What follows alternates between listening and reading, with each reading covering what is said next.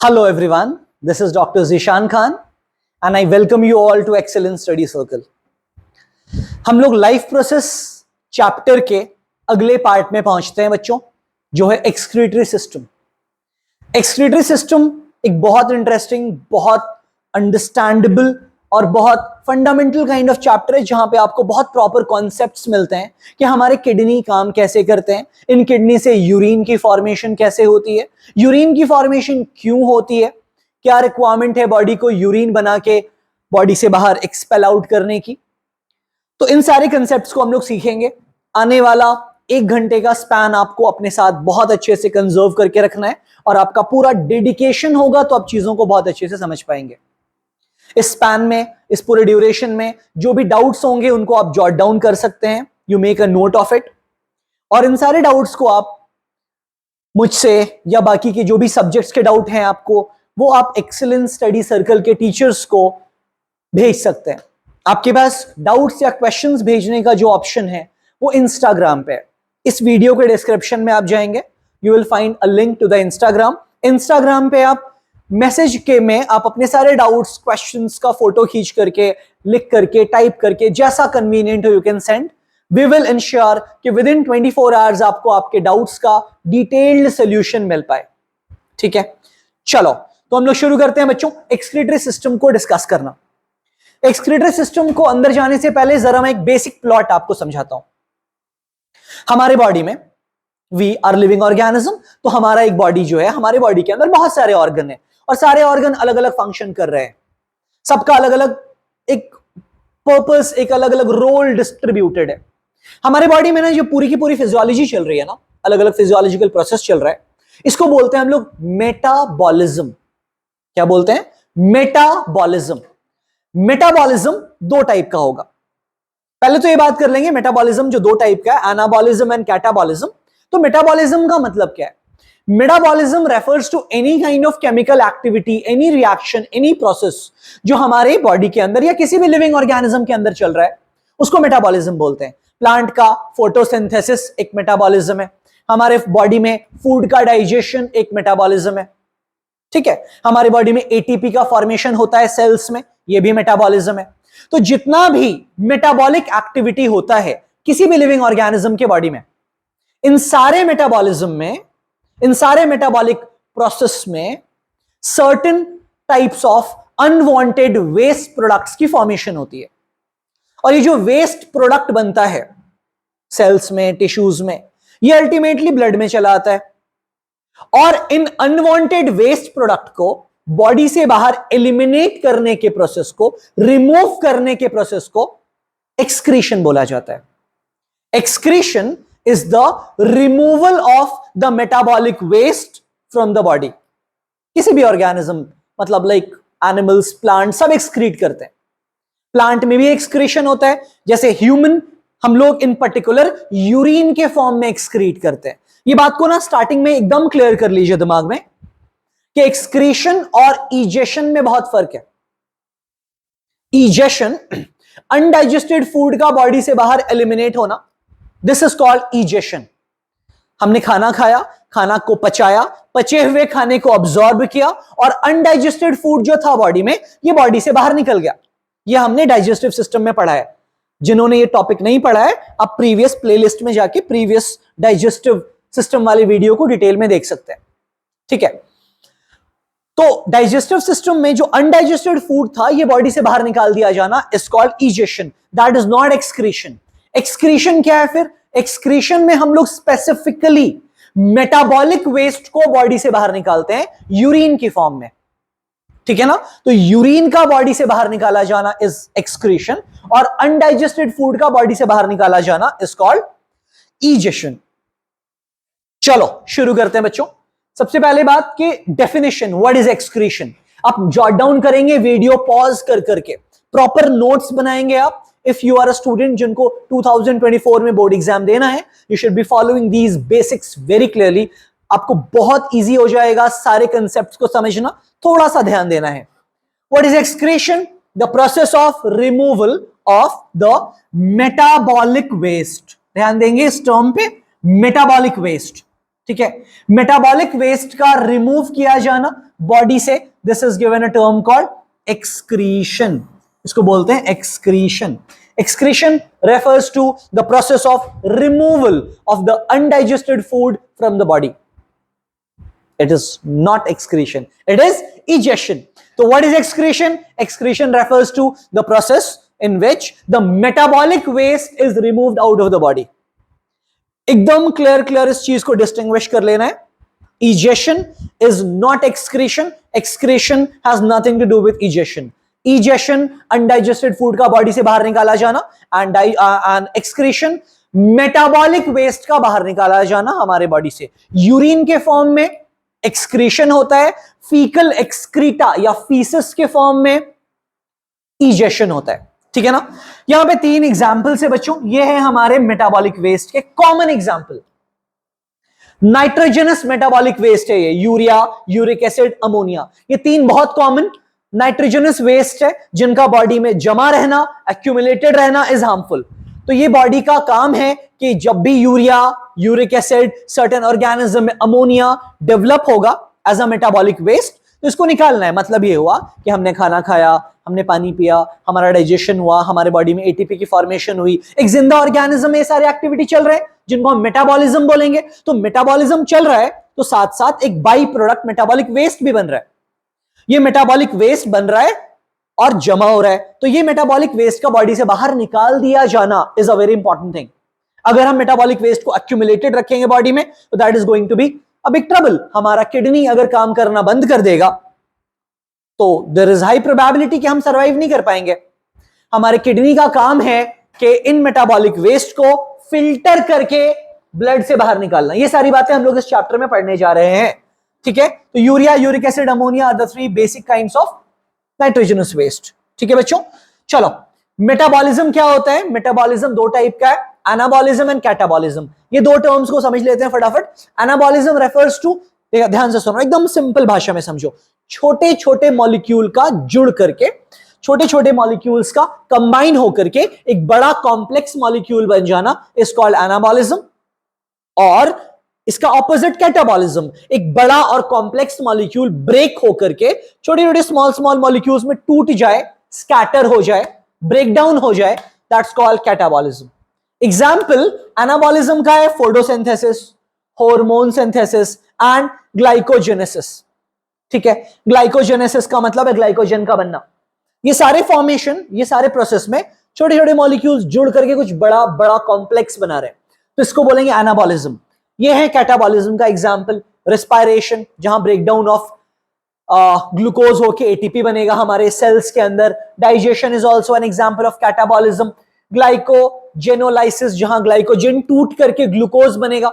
मतलब एक complex molecule का ब्रेक होकर के छोटे छोटे फॉर्म में कन्वर्ट होना इज कॉल्ड कैटाबॉलिज्म, और छोटे छोटे मॉलिक्यूल्स का जुड़ करके एक बड़ा कॉम्प्लेक्स मॉलिक्यूल बन जाना इज कॉल्ड एनाबॉलिज्म। ये दोनों एक दूसरे के ऑपोजिट हैं, but anabolism plus catabolism collectively is called metabolism. ये दोनों मेटाबॉलिक प्रोसेस हैं, ठीक है। तो चलो, हमारे काम की बात ये हुई एक्चुअली यहां से कि मेटाबॉलिक वेस्ट का बॉडी से बाहर निकाला जाना बहुत जरूरी है। अगर ये बॉडी से बाहर नहीं निकाला जा पाया गया तो ये हमारे बॉडी में रहेगा और ये टॉक्सिसिटी डेवलप करेगा। Urea, uric acid already toxic होता है और बहुत सारे कॉम्बिनेशंस डेवलप होंगे और ये that can take away the life, ये हमारी जान भी ले सकता है। तो किडनी फेलियर के बाद इंसान का सरवाइव करना इसीलिए मुश्किल है क्योंकि ब्लड का फिल्टरेशन नहीं हो पाएगा। किडनी हमारा जो बॉडी में है ना, ये हमारे ब्लड को फिल्टर कर रहा है। किडनी का काम है कि ब्लड को फिल्टर करे, ब्लड को क्लीन करे और ब्लड के अंदर जो डेवलप हुआ है मेटाबॉलिक वेस्ट उसको निकाल दे, ठीक है ना। चलो ध्यान दो, नेक्स्ट थिंग, 3 मेजर टाइप का नाइट्रोजनस वेस्ट है। अभी हमने डिस्कशन किया urea, uric acid and ammonia. Please आप स्क्रीनशॉट लेते चलेंगे, वीडियो पॉज कर करके देखेंगे ताकि आप प्रॉपरली नोट्स जॉट डाउन कर सके, अगर आप चाहते हैं कि इससे आपको थोड़ा बेनिफिट हो पाए, ठीक है। Urea is a nitrogenous waste, urea के अलावा uric acid is a nitrogenous waste and ammonia is also a nitrogenous waste. Metabolic waste में ये नाइट्रोजन वाले वेस्ट जो होते हैं, नाइट्रोजन इज द एलिमेंट जो इन कंपाउंड में प्रेजेंट है, इसीलिए इनको नाइट्रोजनस वेस्ट बोलेंगे। ये सबसे टॉक्सिक वेस्ट है। इनका बॉडी से बाहर निकाला जाना अर्जेंटली जरूरी होता है। ये बहुत दिन तक, 2 दिन 4 दिन तक भी बॉडी में रहेंगे ना, तो ये जान ले सकते हैं हमारी। तो हमारे बॉडी में नाइट्रोजनस वेस्ट का बहुत ज्यादा accumulation is harmful and even may be fatal. Fatal का मतलब जानलेवा। तो they are supposed to be removed. इनको बॉडी से बाहर निकालना इंपॉर्टेंट है। अगला इंपॉर्टेंट पॉइंट जो यहां से हम लोग सीख लेंगे वो ये होगा कि जितने भी टेरेस्ट्रियल एनिमल्स हैं, वो एनिमल्स जो जमीन पे रहते हैं, जैसे हम लोग, cattles, dog, cat, elephant, lion, tiger, ये सारे जानवर जितने भी हमारे सराउंडिंग में जमीन पे रहने वाले जानवर, ये सारे के सारे ऑर्गेनिजम्स ऐसे हैं जो यूरिया के फॉर्म में नाइट्रोजनस वेस्ट एक्सक्रीट करते हैं। ठीक है, यूरिक एसिड है बर्ड्स एंड इंसेक्ट का एक्सक्रीटरी प्रोडक्ट, फाइन। और अमोनिया है एक्वेटिक ऑर्गेनिजम्स का, मतलब अमोनिया है पानी में रहने वाले जितने भी एनिमल्स है, मछलियां हैं या फिर इस सारे के और जो दूसरे क्रिएचर्स पानी में रहते हैं ना, दे आर दोज ऑर्गेनिज्म जो रिलीज करते हैं अमोनिया। यूरियोटेलिक हम उनको बोलते हैं जो यूरिया रिलीज करेंगे। यूरियोटेलिक आर दोज ऑर्गेनिज्म जो यूरिया के फॉर्म में नाइट्रोजनस वेस्ट रिलीज करते हैं, उसमें हम भी शामिल है। ये कुत्ता, बिल्ली, उसके अलावा काऊ, टाइगर, एलिफेंट, हॉर्स, ह्यूमंस, ये सब यूरियोटेलिक है। यूरिया जिनका प्राइमरी एक्सक्रीटरी प्रोडक्ट है वो यूरियोटेलिक है। यूरिक एसिड जिसका प्राइमरी एक्सक्रीटरी प्रोडक्ट है वो यूरिकोटेलिक है। ठीक है, माइंड यू द टर्म में डिफरेंस है। This is ureotelic, this is uricotelic. Uricotelic वो ऑर्गेनिज्म है जिसमें यूरिक एसिड उनका प्राइमरी एक्सक्रीटरी प्रोडक्ट है। बर्ड्स हैं, इंसेक्ट्स हैं, ये सारे कॉकरोच, ये सारे क्रिएचर्स जो है ना, ये यूरिकोटेलिक हैं। लिजार्ड, ये सारे रेप्टाइल्स, ये सब यूरिकोटेलिक है। ठीक है, तो ये सारे organism, birds, cockroach, lizard, housefly, mosquitoes, ये सारे यूरिकोटेलिक होते हैं। वैसे ऑर्गेनिज्म जो अमोनिया रिलीज करेंगे, गैस के फॉर्म में अमोनिया रिलीज होगा, ये फिशेज हैं, मोलस्का, हाइड्रा, अमीबा, ये एक्वेटिक ऑर्गेनिज्म जो पानी में रहते हैं, वो अमोनिया रिलीज करेंगे। यूरिया, यूरिक एसिड, अमोनिया, ये तीन टाइप का नाइट्रोजनस वेस्ट है, जिसमें सबसे ज्यादा टॉक्सिक है अमोनिया। ठीक है, उससे कम टॉक्सिक है यूरिया, और सबसे कम टॉक्सिक है यूरिक एसिड। ठीक है, सबसे ज्यादा पानी की जरूरत होती है अमोनिया के केस में, उसके बाद यूरिया, और सबसे कम यूरिक एसिड, क्योंकि यूरिक एसिड वो ऑर्गेनिज्म रिलीज करता है जो अपने फीकल एक्सक्रीटा को पेस्ट के फॉर्म में रिलीज आउट करता है बॉडी से बाहर। जैसे कि बर्ड्स अपना एक्सक्रीटरी प्रोडक्ट यूरिक एसिड के फॉर्म में रिलीज आउट करते हैं। तो टॉक्सिसिटी में most toxic is ammonia, least toxic is uric acid. ठीक है, चलो आगे बढ़ते हैं बच्चों। अब सवाल यह है कि व्हाट डू ह्यूमन एक्सक्रीट? तो जवाब है हमारे पास urea. We humans, since we are terrestrial, हम जमीन पे रहते हैं, जमीन पे रहने वाले बाकी के ऑर्गेनिज्म भी जिस नाइट्रोजनस वेस्ट को रिलीज करते हैं, एक्सक्रीट करते हैं, they are that's actually called urea. इसीलिए हम लोग यूरियोटेलिक है। फाइन, चलो अब यहां से चैप्टर की प्रॉपर शुरुआत होती है, जहां पे हम लोगों को पढ़ना है कि पूरा मैकेनिज्म कैसे चलता है। How do we excrete out the nitrogenous waste from the body, what role do the kidney plays, और किडनी किस तरह से ब्लड को फिल्टर करता है। सबसे पहले ये पूरे मैकेनिज्म को डिटेल में समझने से पहले स्ट्रक्चर को जान लेना बहुत इंपॉर्टेंट है हमारे लिए। Every human has 2 kidney, a pair of kidney, 2 kidney सबके पास है। ठीक है, ये बीन शेप स्ट्रक्चर आपको किडनी दिख रहा है। किडनी के अलावा आपको ये जो ट्यूब दिख रहा है, दिस इज कॉल्ड यूरेटर। ये पिंक कलर का जो ट्यूब दिख रहा है, जो किडनी से यूरिन को लेकर के यूरिनरी ब्लैडर में आता है, this is urinary bladder, this is the ureter, this is urinary bladder. ठीक है, यूरिनरी ब्लैडर के नीचे एक छोटी सी ओपनिंग है, छेद है, जिसको बोलते हैं यूरेथ्रा। यहां से यूरिन बाहर निकलता है हमारे बॉडी से। तो 4 टर्म्स हमने देखे बच्चों, urea, ureter, kidney, ureter, urinary bladder and urethra. ठीक है, तो सबसे पहले किडनी के बारे में 2-3 बातों को समझ लेते हैं फटाफट। पहला पॉइंट ये कि किडनी का जो साइज है ना, वो अराउंड 10 सेंटीमीटर है लेंथ में। ठीक है, विड्थ इसका 4 से 5 सेंटीमीटर के आसपास होता है। वजन, इसका वेट जो होता है ना, इसको वजन करेंगे एक किडनी को, तो ये तकरीबन 150 ग्राम के आसपास है। मतलब इतना बड़ा, इतना अप्रोक्सीमेटली ये है साइज हमारे किडनी का, जिसकी लोकेशन होती है बच्चों हमारे एब्डोमेन में, बट डॉर्सल साइड, इधर पीठ की तरफ। ये फ्रंट में नहीं होता हमारा किडनी होता है डॉर्सल साइड। डॉर्सल मतलब पीठ की तरफ। A pair of kidney is present vertebral column के दाएं और बाएं। रीढ़ की हड्डी है वर्टिब्रल कॉलम, दाएं साइड एक किडनी है, बाएं साइड एक किडनी है। A pair of kidney is found vertebral column के दाएं और बाएं साइड में। ठीक है, तो ये लोकेशन की बात होगी। Let's have a quick view on the basics of the kidney. There are two bean shape kidney. Shape है bean shape, that lies in the abdominal cavity, one on the either side of the vertebral column. Vertebral column के दाएं और बाएं एक एक kidney हमारा present होता है, बीन शेप होता है, एब्डोमेन में पाया जाता है। Each of them is about 10 centimetre long. वजन इसका तकरीबन 150 ग्राम होता है। 150 ग्राम इज द वेट। ठीक है, नंबर में 2 है, बाकी वही सारी चीजें सिमिलरली लिखी हुई है यहां पे। लोकेशन है एब्डोमिनल कैविटी में। ठीक है, this is the diagram from your NCERT book. और यहां से हम लोगों को सारी लेबलिंग्स को अच्छे से समझ लेने की जरूरत होगी। ठीक है, वरना इसका भी डिटेल आएगा, don't worry, will be having the view. हमें किडनी आइडेंटिफाई करना आना चाहिए, यूरेटर आइडेंटिफाई करना आना चाहिए, हमें यूरिनरी ब्लैडर कहां है ये हमें आइडेंटिफाई करना आना चाहिए, यूरेथ्रा, ये 4 टर्म्स। ठीक है, the kidney produces urine to the different to filter out the metabolic waste products like urea and uric acid from the blood. हमारे बॉडी में मेजर एक्सक्रीटरी प्रोडक्ट है यूरिया, बट बहुत थोड़े बहुत क्वांटिटी में यूरिक एसिड भी होता है। ठीक है, अमोनिया नहीं होता हमारी बॉडी में, क्योंकि अमोनिया का कन्वर्जन हो जाता है इनटू यूरिया।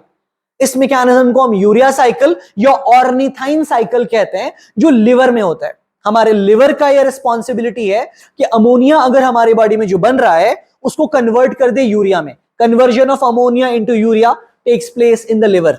ठीक है, एडिशनल बात है ये, मतलब क्लास 10 से बियॉन्ड। ये रहा हमारा किडनी, पेयर में प्रेजेंट है बच्चों 2 किडनी।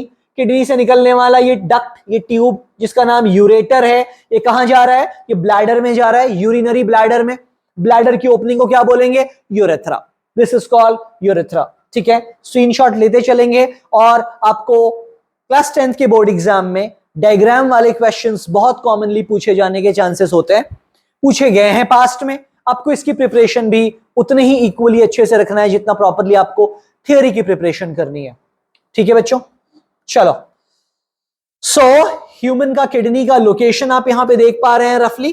ठीक है, किडनी की प्लेसमेंट गौर से देखेंगे। साथ में एक बहुत इंपॉर्टेंट पॉइंट यहां पे नोट करना है कि हमारे किडनी में एक ब्लड को लेके अंदर जाने वाली आर्टरी का नाम है रीनल आर्टरी, और ब्लड को बाहर लेके जाने वाले वेन का नाम है renal vein.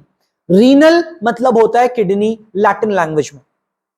Renal is a term जो किडनी के लिए यूज में आएगा। हर जगह जहां पे भी आपको वर्ड रीनल मिलेगा, RENAL, you need to properly understand this quickly कि मतलब किडनी के बारे में कोई बात हो रही है। ठीक है, चलो।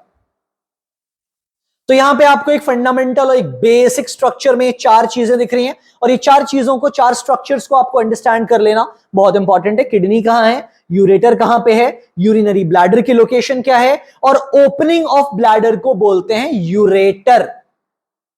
ठीक है, दिस इज अ डायग्राम जो आपके दिमाग में बहुत स्ट्रांगली होना चाहिए। ठीक है, अब हम लोग बात करते हैं इस टर्म के बारे में। प्लीज ध्यान से सुनेंगे और बहुत अच्छे से ऑब्जर्व करना है आपको। You find a term called nephron here, NEPHRON, nephron. What is nephron? Nephron is the functional unit of kidney. Kidney के अंदर, इतने बड़े किडनी के अंदर 1 मिलियन नेफ्रॉन है, अराउंड 10 lakhs नेफ्रॉन। 1 मिलियन को हम लोग इंडियन सिस्टम में कन्वर्ट करेंगे, दैट बिकम्स 10 lakhs। तो 10 लाख नेफ्रॉन है एक किडनी के अंदर। तो आप इमेजिन कर लो, एक किडनी है 10 सेंटीमीटर की इतना बराबर ऑलमोस्ट लेंथ में, तो कितना सारा किडनी के अंदर कितने सारे नेफ्रॉन्स हैं और साइज उसका कितना छोटा होगा। You can have a basic rough idea about that. Transverse section kidney का अगर हम देखते हैं तो हमें ये चीज दिखाई देगा, जहां पे अंदर बहुत सारे पिरामिड्स हैं, कैलसिस हैं, पेल्विस है, बट ये सारे टर्म्स अभी हम लोगों के लिए बहुत एसेंशियल क्लास 10th लेवल पे नहीं है। हमें फोकस करना है कि नेफ्रॉन कहां है, नेफ्रॉन कहां है, नेफ्रॉन नेफ्रॉन है बच्चों इधर, नेफ्रॉन इधर इधर प्रेजेंट है, ऐसे लंबे लंबे लंबे लंबे बहुत सारे नेफ्रॉन्स हैं, हर जगह नेफ्रॉन प्रेजेंट है। नेफ्रॉन ना बच्चों इस तरह से प्रेजेंट है, ये दिख रहा है आपको, ये कैलिसिस, इसमें नेफ्रॉन की प्रेजेंस है, हर जगह नेफ्रॉन है, और इलोंगेटेड फॉर्म में नेफ्रॉन्स की प्रेजेंस है। नेफ्रॉन का स्ट्रक्चर भी हम लोग सीखेंगे। ये रहा किडनी और ये रहा एक नेफ्रॉन, ऐसा 10 लाख नेफ्रॉन हर किडनी में, इन दीज मेड्यूलरी पिरामिड्स, ठीक है, इन सारे स्ट्रक्चर्स में नेफ्रॉन की प्रेजेंस है। मतलब बहुत छोटा है नेफ्रॉन, बहुत टाइनी साइज का है नेफ्रॉन, और ये जो नेफ्रॉन है ये ब्लड को फिल्टर करता है। नेफ्रॉन को डिटेल में समझना मैकेनिज्म ऑफ यूरिन फॉर्मेशन को समझने के लिए बहुत इंपॉर्टेंट है। ये स्ट्रक्चर आपको दिखाई जो दे रहा है स्क्रीन पे नेफ्रॉन का, ये एक्चुअली में ऐसा होता है, एक्सटेंसिवली कॉइल्ड। बट आपको समझने के लिए हम लोग एक बहुत सिंपल और बेसिक डायग्राम को यूज करेंगे, इस डायग्राम को, जहां पे आप ये समझ पाएंगे कि नेफ्रॉन एक्चुअली क्या है। हमें ध्यान से सुनना है, आपको 5 मिनट का टाइम लगाना है अभी से लेके 5 मिनट तक इस बात पे फोकस करने के लिए कि नेफ्रॉन का डिटेल्ड स्ट्रक्चर कैसा है। पहला पॉइंट ये कि हमें इसके सारे पार्ट्स का नाम पता होना चाहिए, तो इसके फंक्शनैलिटी को हम लोग समझ पाएंगे। शुरू करते हैं ऊपर से। नेफ्रॉन एक कप शेप्ड कैप्सूल से स्टार्ट होता है, दिस स्ट्रक्चर, ये एक हॉलो कप शेप्ड स्ट्रक्चर है जिसका नाम है बोमैन्स कैप्सूल, ठीक है। This capsule is called Bowman's capsule. Bowman's capsule के बाद हम नीचे आते हैं, this structure is called proximal convoluted tubule. दोस्त स्टूडेंट जो ये वर्ड पहली बार सुन रहे हैं, आपको ये रिपीट करना पड़ेगा, मन में लिखना पड़ेगा वीडियो पॉज करके। आप 4 से 5 बार ये बोलेंगे तो आपको ये याद हो जाएगा। That is how we memorize things. कोई भी चीज याद करने का पहला शर्त है कि आपको बोलना आना चाहिए, आपको प्रोनाउंस करना आना चाहिए, उच्चारण करना आना चाहिए। अगर आप उच्चारण कर पाते हैं किसी भी वर्ड को और मल्टीपल टाइम बोल पाते हैं तो आपको याद हो जाएगा बहुत आसानी से। तो देखो, ये जो जोन है बच्चों, this is called proximal, this is called Bowman's capsule. Bowman's capsule से नीचे आते हैं, this part is called PCT, proximal convoluted tubule. ये अभी आगे आएगा, बहुत डिटेल में आप लिख लीजिएगा, अभी सुनिए, मेरे पीछे मन में बोलिए, this is called proximal convoluted tubule, ठीक है। उससे हम आगे बढ़ते हैं, तो फिर ये नेफ्रॉन का स्ट्रक्चर और नीचे पहुंचा। ये जो स्ट्रक्चर दिख रहा है आपको, U shape, this structure, this part, इसका नाम है बच्चों Henle's loop, loop of Henle या हेनलेज लूप, ठीक है। This structure is Henle's loop. ऊपर हम जाते हैं, फिर यहां पे जो कॉन्वोल्यूटेड पार्ट आया, कॉन्वोल्यूटेड का मतलब होता है क्वाइल्ड या मुड़ा हुआ, उलझा हुआ आपस में। यह है प्रॉक्सिमल कॉन्वोल्यूटेड ट्यूब्यूल, यह है डिस्टल कॉन्वोल्यूटेड ट्यूब्यूल। प्रॉक्सिमल मतलब होता है नियर, नजदीक, और यह होता है डिस्टल का मतलब डिस्टेंस, दूरी पे है। तो ये रहा हमारा बोमैन्स कैप्सूल, ठीक है। ये रहा हमारा प्रॉक्सिमल कॉन्वोल्यूटेड ट्यूब्यूल, ये रहा हमारा Henle's loop, then this part is called distal convoluted tubule, और ये लास्ट पार्ट है जिसका नाम है कलेक्टिंग डक्ट, ठीक है, collecting duct. Bowman's capsule, proximal convoluted tubule, Henle's loop, then distal convoluted tubule and collecting duct, ये 5 पार्ट्स हुए। अभी हम लोगों को लर्न करना है, ये बोल के, बार बार बोल के, लिख करके ये याद करना पड़ेगा। This is the only way.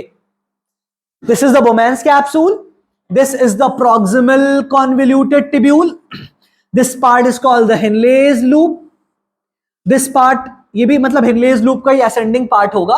फिर यहां से this हिस्सा, this part is called distal convoluted tubule and this part is called बच्चों collecting duct, this is called collecting duct, ठीक है। अभी we have to write and memorize।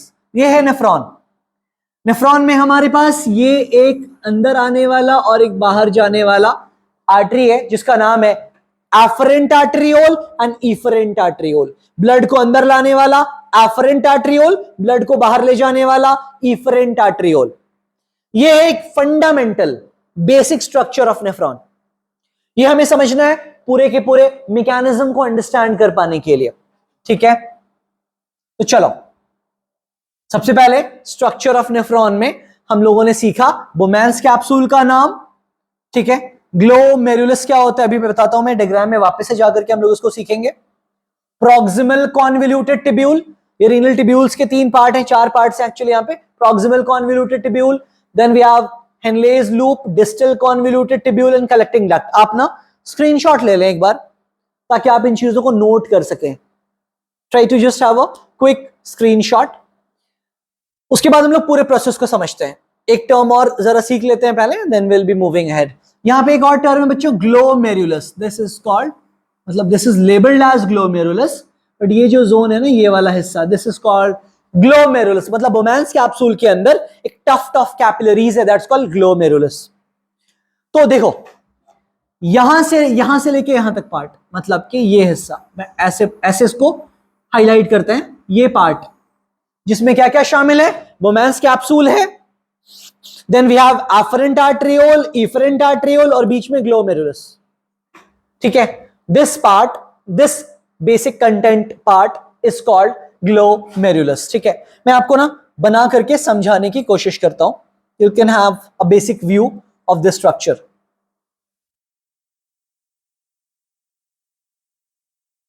देखो,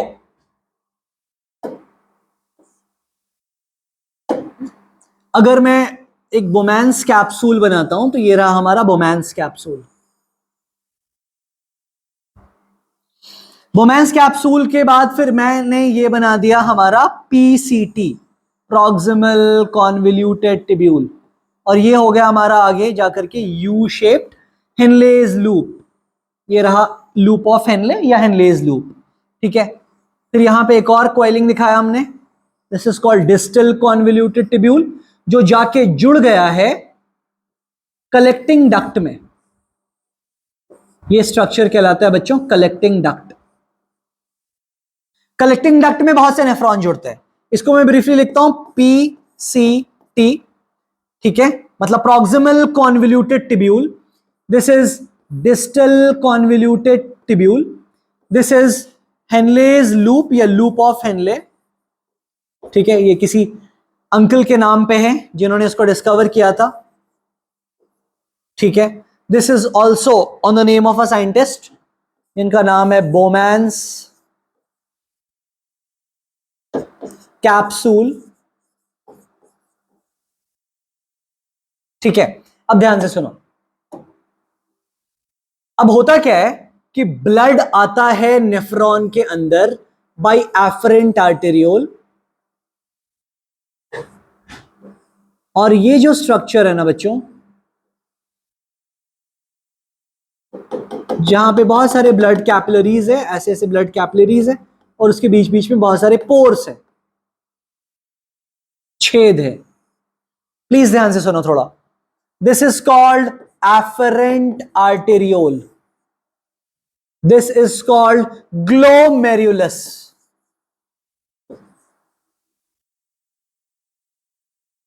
ठीक है। This structure is glomerulus and this is called efferent arteriole, ठीक है। Blood की एंट्री होती है नेफ्रॉन में by this afferent arteriole. Afferent arteriole blood को लेकर के आता है, ठीक है। Blood comes into the nephron with the help of afferent arteriole, but afferent arteriole जो ब्लड को लेके आता है तो ब्लड ग्लोमेरुलस में फिल्टर होता है, छनता है। ब्लड के अंदर जितने भी मॉलिक्यूल, स्मॉल जितने भी सब्सटेंसेस है ना जो स्मॉल मॉलिक्यूलर साइज के हैं, ये सब फिल्टर होकर के नीचे आ जाते हैं बोमैन्स कैप्सूल में। एवरी स्टफ जो ब्लड में प्रेजेंट है लेकिन छोटा छोटा मॉलिक्यूलर साइज में, ये सब आ गया बोमैन्स कैप्सूल में। ब्लड में जो बड़े बड़े मॉलिक्यूल्स वाले सब्सटेंस हैं जैसे RBC, WBC, platelet, plasma protein, ये सब फिर आगे बढ़ता हुआ चला गया इफरेंट आर्ट्रियोल में। मतलब ये फिल्टर नहीं हो पाया। फिल्ट्रेशन एक्चुअली कहां हो रहा है? ग्लोमेरुलस में हो रहा है। फिल्ट्रेशन का जो मेन यूनिट है बच्चों वो है ग्लोमेरुलस। जितने भी सब्सटेंस फिल्टर होंगे ये सब फिल्टर होके बोमेंस कैप्सूल में आएंगे। बोमेंस कैप्सूल में जो कुछ भी गिरेगा फिल्टर होकर के जमा होगा, एक्यूमुलेट होगा बच्चों, उनको बोला जाएगा ग्लोमेरुलर फिल्ट्रेट। क्या बोला जाएगा? Glomerular filtrate. Everything which will get filtered into the बोमेंस capsule is called glomerular filtrate. ये जो ग्लोमेरुलर फिल्ट्रेट होगा अब ये बोमेंस कैप्सूल में गिरेगा, फिर ये चूंकि ये सब हॉलो खोखला पाइप या ट्यूब लाइक स्ट्रक्चर है तो ये सब इसमें बहता बहता आगे बढ़ेगा। ठीक है, मतलब इसको कोई और कलर ले लूं मैं कि ये गिरा जो भी इसके अंदर बोमेंस कैप्सूल में, ये बहता बहता बहता बहता ये सब्सटेंस फ्लो करता करता करता करता आगे बढ़ेगा। मतलब पीसीटी से गुजरता गुजरता गुजरता ये हेनलेज लूप में जाएगा, हेनलेज लूप से फिर फ्लो करता करता करता करता ये आगे बढ़ता बढ़ता अल्टीमेटली पहुंच जाएगा डिस्टल कॉन्वोल्यूटेड ट्यूब्यूल में। डिस्टल कॉन्वोल्यूटेड ट्यूब्यूल से फ्लो होता होता होता ये चला जाएगा into the collecting duct. This structure is collecting duct.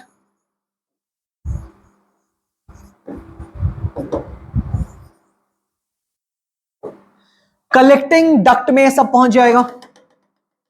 But problem यहां पे क्या है, इस पे ध्यान दीजिए आप, बहुत इंपॉर्टेंट बात, कि जो कुछ भी फिल्टर होकर के बोमेंस कैप्सूल में गिरा है ये इस बेसिस पे फिल्टर हुआ है कि किसका मॉलिक्यूलर साइज छोटा या बड़ा था। जो छोटा साइज था वो फिल्टर होकर नीचे आ गया बोमेंस कैप्सूल में, जो बड़े बड़े मॉलिक्यूल वाले सब्सटेंस है वो फिल्टर नहीं हो पाए, वो आगे बढ़ गया, वो आ गया इफरेंट आर्ट्रियोल में। तो यहां जो कुछ भी फिल्टर होके बोमेंस कैप्सूल में ब्लड का कंटेंट आया है इसमें कुछ यूजफुल सब्सटेंस भी चला आया है along with the harmful substance. जो चीजें हमें बाहर निकालना था, यूरिया निकालना था, यूरिक एसिड निकालना था, एक्सेसिव सॉल्ट्स एंड मिनरल्स निकालने थे, क्रेटीन निकालना था, ये सब कुछ को बाहर निकालना था। बट ब्लड में तो ग्लूकोज भी था, अमाइनो एसिड भी था, पानी भी था बहुत सारा, विटामिन्स भी था। चूंकि इनका भी मॉलिक्यूलर साइज बहुत छोटा होता है ये भी फिल्टर होके नीचे आ गया। कहां? यहां बोमेंस कैप्सूल में। बोमेंस कैप्सूल में सब कुछ आके जमा हो गया और ये बहता बहता आगे बढ़ने लगा क्योंकि ये हॉलो ट्यूब या पाइप लाइक स्ट्रक्चर है। ठीक है, तो ये बहता बहता बहता बहता बहता बहता बहता अगर कलेक्टिंग डक्ट में चला गया तब तो ये निकल जाएगा किडनी से बाहर यूरेटर के थ्रू यूरिनरी ब्लैडर में और यूरिन का पार्ट बन जाएगा। तो ऐसा ना हो कि हमारे यूजफुल सब्सटेंसेस भी आगे चले जाएं। हमारे किडनी में एक नेक्स्ट स्टेप होता है मैकेनिज्म का जिसको बोलते हैं सेलेक्टिव रीअब्जॉर्प्शन। सेलेक्टिव रीअब्जॉर्प्शन क्या होता है जल्दी से समझते हैं। इफरेंट आर्ट्रियोल का एक काम होगा कि ये इस ग्लोमेरुलर फिल्ट्रेट में से सारे यूजफुल सब्सटेंस को खींच लेगा, रीअब्जॉर्ब कर लेगा सेलेक्टिवली। वही चीजें जो सिर्फ बॉडी में काम की हैं। यूरिया रीअब्जॉर्ब नहीं कर लेगा, ग्लूकोज खींचेगा, अमाइनो एसिड खींचेगा, विटामिन, बहुत सारा पानी, ये सब कुछ वापस ले लेगा ताकि ये फ्लो होता होता बॉडी से बाहर ना चला जाए। ठीक है, मैं रिपीट कर रहा हूं और प्लीज ध्यान से सुनेंगे आप कि पहले तो एफरेंट आर्ट्रियोल ब्लड को लेके आता है और ग्लोमेरुलस में फिल्ट्रेशन होता है। सारी चीजें फिल्टर होके चली जाती है बोमेंस कैप्सूल के अंदर। बोमेंस कैप्सूल से फ्लो होता होता proximal convoluted tubule, Henle's loop, distal convoluted tubule and collecting duct में चला आता है। बट यहां जाने से पहले इफरेंट आर्ट्रियोल का ये रिस्पॉन्सिबिलिटी होगा कि उन सारे यूजफुल सब्सटेंस को वापस खींच ले बैक इनटू द ब्लड, वरना हमारे यूरिन में ग्लूकोज भी जाएगा, हमारे यूरिन में प्रोटीन का डाइजेस्टेड फॉर्म जिसको अमाइनो एसिड बोलते हैं ये भी बह के चला जाएगा, हमारे यूरिन में बहुत सारे काम की चीजें चली जाएंगी, विटामिन चले जाएंगे, बहुत सारा पानी बर्बाद हो जाएगा। तो इन सारी चीजों को वापस खींच लेना दैट इज इंपॉर्टेंट। ठीक है, अब ध्यान से सुनो जल्दी से फास्ट। पूरे नेफ्रॉन को, ये जो स्ट्रक्चर है ना हमारा, इस नेफ्रॉन को दो पार्ट में डिवाइड किया जाता है स्ट्रक्चरली। एक है ये वाला हिस्सा जिसमें क्या क्या शामिल है, अब आप ये बात समझ सकते हैं। इसमें है शामिल afferent arteriole, efferent arteriole, glomerulus और बोमेंस कैप्सूल। ठीक है, afferent arteriole, efferent arteriole, glomerulus और बोमेंस कैप्सूल, इन चारों को कलेक्टिवली हम कहते हैं माल्फिजियन कॉर्पस्कल, ठीक है। और उसके बाद ये जो ट्यूब वाला पार्ट है, PCT, Henle's loop, DCT and collecting duct, इन चारों को हम कहते हैं रीनल टिब्यूल्स, ठीक है। देखो जरा और स्क्रीनशॉट ले लो। माल्फिजियन कॉर्पस्कल में इंक्लूड होता है Bowman's capsule. Actually Bowman's capsule में afferent efferent artery, sorry Bowman's capsule तो ये हमारा कप शेप स्ट्रक्चर है, ठीक है। ग्लोमेरुलस, इसमें हमारा एफरेंट और इफरेंट आर्टरियोल इंक्लूडेड कंसिडर किया जाता है। तो बोमैन्स कैप्सूल और ग्लोमेरुलस प्लस मतलब इसमें शामिल है क्या, एफरेंट आर्टरियोल एंड मतलब अच्छे से पढ़ेंगे जरा इसको, it is a tuft of blood capillary situated in the Bowman's capsule. Tuft का मतलब गुच्छा होता है। This tuft is formed by the incoming afferent arteriole and outgoing efferent arteriole, ठीक है। मतलब क्लियर है ना ये बात कि अंदर आने वाला एफरेंट आर्टरियोल, ब्लड को बाहर ले जाने वाला इफरेंट आर्टरियोल, ठीक है। उसके बाद क्या है, हम लोग क्या डिस्कस कर रहे हैं, स्ट्रक्चर ऑफ नेफ्रॉन। नेफ्रॉन को दो पार्ट में डिवाइड किया गया, 8 पार्ट है नेफ्रॉन का, afferent arteriole, efferent arteriole, glomerulus, Bowman's capsule, ये चारों माल्फिजियन कॉर्पस्कल में आता है, ठीक है। और 4 ट्यूब्स हैं, क्या क्या ट्यूब्स हैं, proximal convoluted tubule, Henle's loop, distal convoluted tubule and collecting duct, ठीक है। ये चारों आता है रीनल ट्यूब्यूल में, proximal convoluted tubule, U shaped Henle's loop, distal convoluted tubule and collecting duct, ये चारों parts of the nephron are part of renal tubule and these structures are the part of Malpighian corpuscle, ठीक है बच्चों। पूरे urine formation को 3 step में divide किया गया, जल्दी से समझ लो, बहुत सिंपल सी बात है। एफरेंट आर्टरियोल ब्लड को लेके आएगा नेफ्रॉन में, ब्लड फिल्टर होगा, छोटे छोटे मॉलिक्यूल छन करके बोमैन्स कैप्सूल में चले जाएंगे और फिर वो नेफ्रॉन में बहना शुरू हो जाएंगे। ये जो छोटे मॉलिक्यूलर लेवल का फिल्ट्रेशन हुआ ना, this step is called ultra filtration, first step of urine formation.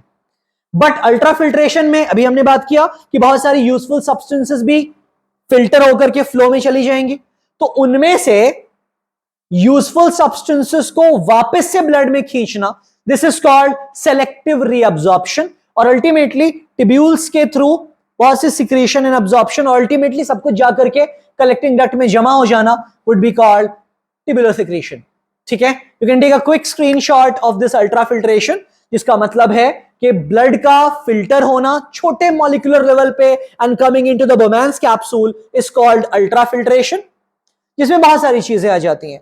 अभी हमने डिस्कस किया यूजफुल हार्मफुल सारी चीजें आ जाती हैं। The filtrate contains water, glucose, salt, urea, vitamins, etc. It is called glomerular filtrate. क्या बोलते हैं इस फिल्ट्रेट को, ये आप लिखिए, मन में 2-3 बार रिपीट कीजिए ताकि टर्म आपको याद हो। This is called glomerular filtrate. Selective reabsorption में हम इन यूजफुल सब्सटेंस को वापस खींचते हैं with the help of efferent arteriole, ठीक है। Take a screenshot quickly, okay. इसके बाद टिब्यूलर सिक्रेशन में अल्टीमेटली सारा वेस्ट सब्सटेंस जाकर के ड्रेन हो जाएगा और वो यूरिनरी ब्लैडर तक पहुंच जाएगा, मतलब ड्रेन होगा into the collecting duct, collecting duct से पेल्विस, पेल्विस से यूरेटर और यूरेटर से यूरिनरी ब्लैडर, ठीक है। मिक्चुरेशन का मतलब क्या होता है, जल्दी से बात करते हैं।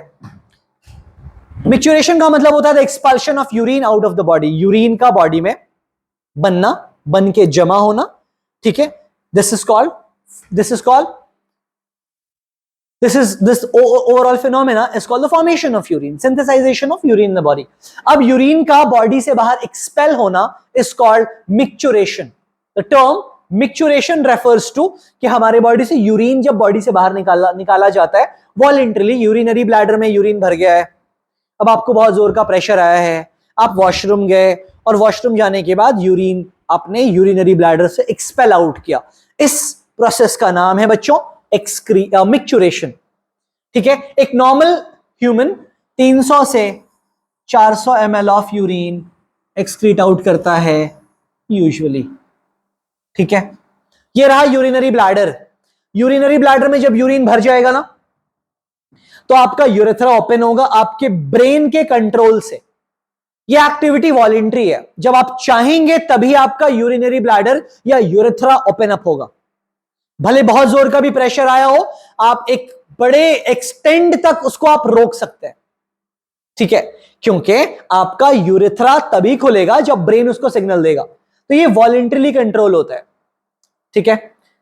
चलो नेक्स्ट पार्ट ये है कि हमारे किडनी को तो हम प्राइमरी एक्सक्रीटरी ऑर्गन बोलते हैं, बट किडनी के अलावा भी कुछ ऑर्गन है जिनसे एक्सक्रीशन हमारे बॉडी में थोड़ा बहुत अलग अलग सब्सटेंस का होता है, उनका नाम हमें पता होना चाहिए। जैसे कि स्किन, स्वेट एक्सक्रीट आउट करता है हमारे बॉडी से बाहर। पसीना ऑल्सो पजेस सर्टेन यूरिया, बहुत सारा सॉल्ट, थोड़ा बहुत यूरिक एसिड भी होता है उसमें। तो स्किन से स्वेट बाहर आता है, इसलिए स्किन को भी हम एक्सक्रीटरी ऑर्गन कंसिडर करते हैं। नॉट प्राइमरी बट कैसा, accessory excretory organ. Liver is also an excretory organ क्योंकि bile and cholesterol excrete out करता है। लंग से बहुत सारा कार्बन डाइऑक्साइड हम एक्सक्रीट आउट करते हैं। CO2 भी वेस्ट गैस है, टॉक्सिक नहीं है, बट हमारी बॉडी में एज अ बाई प्रोडक्ट या वेस्ट प्रोडक्ट बन रहा है, तो उसको बॉडी से बाहर निकालने में लंग्स हेल्प करता है। तो लंग्स को भी हम एसेसरी एक्सक्रीटरी ऑर्गन मानते हैं। किडनी इज द प्राइमरी, ये सब एसेसरी है। स्किन है, लिवर है, लंग्स है और सैलिवरी ग्लैंड है। सैलिवरी ग्लैंड में भी बहुत सारे वेस्ट एक्यूमुलेट होते हैं और सलाइवा के फॉर्म में ये बॉडी से बाहर एक्सक्रीट आउट हो सकते हैं। जैसे कि कुछ टॉक्सिन्स हैं, ड्रग्स, दवाइयां कुछ होती हैं जो अब्सॉर्ब हो जाती हैं हमारे सैलिवरी ग्लैंड में, और इसको भी एक्सक्रीट आउट करना is a responsibility of the salivary gland, ठीक है बच्चों।